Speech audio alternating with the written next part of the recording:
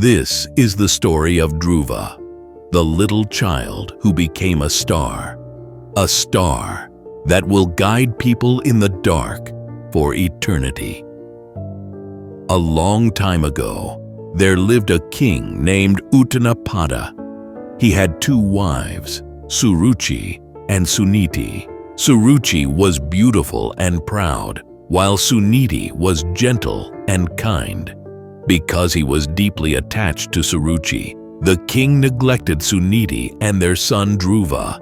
He gave more love and attention to Suruchi's son, Uttama, and even declared him the crown prince.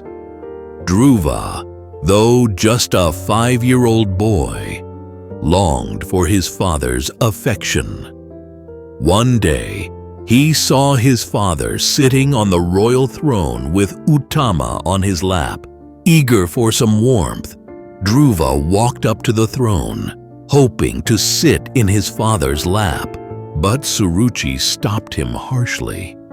She mocked the little boy, saying only her son had the right to sit there and that Dhruva should not dream of such things. Crying, Dhruva ran to his mother Suniti and told her everything. Suniti comforted her son, but explained that everything in life happens by the will of Lord Vishnu. She told him that perhaps Suruchi and Uttama were favored by the Lord, and that's why they were happier. But Dhruva's young heart was stirred. If Vishnu gave blessings, then he would earn those blessings himself. He declared, "I shall please Lord Vishnu in this very life." Suniti was shocked and tried to stop him. But Dhruva's determination was unshakable. He left for the forest to search for a way to connect with the divine. There, he met 7 wise sages and asked them how he could reach Lord Vishnu. Amazed by his resolve, they finally told him to perform deep meditation and intense austerities. Not long after, the divine sage Narada appeared. Impressed by Dhruva's dedication, Narada blessed him and taught him a sacred mantra, Om Namo Bhagavate Vasudevaya. Narada told Dhruva that this was the 12-syllable mantra that could please Vishnu. Filled with new strength, Dhruva walked further and reached a quiet forest by the Yamuna River. There, he stood under a Kadamba tree and began to meditate on one foot, chanting the mantra day and night. As time passed, he gave up food, then even water. His body grew weaker, but his spirit grew stronger. The whole universe began to feel the intensity of his devotion. The gods grew worried. Such power in one so young. Could he be a threat? Could he take over the heavens? Fearing this, the gods sent wild animals, storms, illusions, even tried to distract him using his mother's image. But Dhruva remained still, unshaken, just as his name meant, immovable. When all efforts failed, the gods turned to Vishnu. Vishnu smiled and said that Dhruva did not seek power. He had risen above such worldly desires. It was time to grant him what he truly deserved.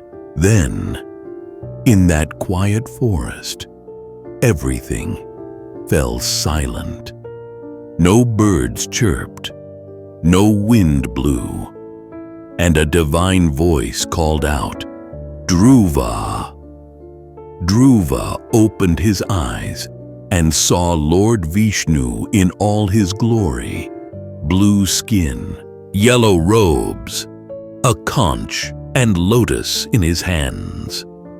Overwhelmed with joy, Dhruva offered a beautiful hymn of praise, now known as Dhruva Stuti. The Lord was pleased. He asked Dhruva what he wished for, but the boy, now filled with divine bliss, had no desire left. Still, remembering the harsh words of Suruchi, Vishnu gently smiled and said, "You shall have the highest place above kings, gods, and sages. When your time on earth ends, you will shine forever as a star in the sky."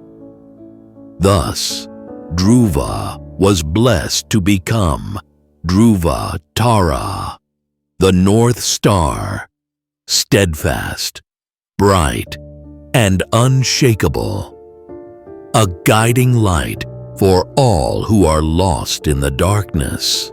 As the dust settles, what remains is wisdom. Even the smallest of hearts, when filled with pure determination and devotion, can reach the highest heights. Dhruva teaches us that with focus, faith, and the right intention, no dream is too big and no soul too small. Stay steady like Dhruva, and the universe will open its arms to you.